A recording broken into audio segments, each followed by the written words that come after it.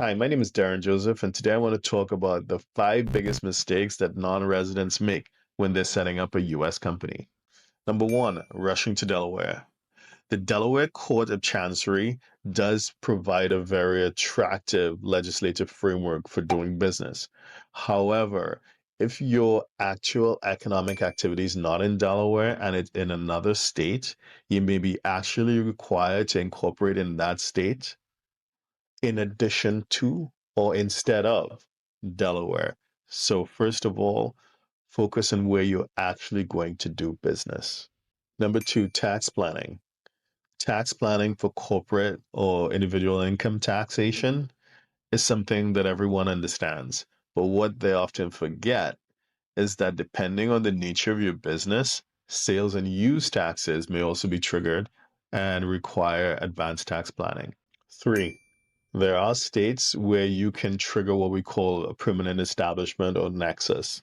That is a taxable presence. So perhaps your intention wasn't to do business in that state, but by the nature of your business model, you may trigger a taxable presence in that state unintentionally.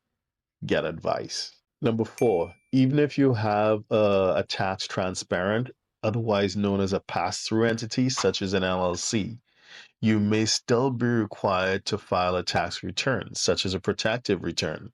And number five, not related to tax, but related to banking. Sometimes it's easy to confuse some of the online payment platforms as banks. They're technology platforms, they're not banks.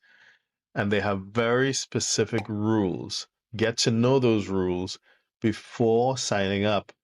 And even after you do sign up, be familiar with those rules to prevent any unexpected issues. If you want further information or if you need help in developing your international tax and investment strategy branching in the US, please feel free to find us at htj.tax.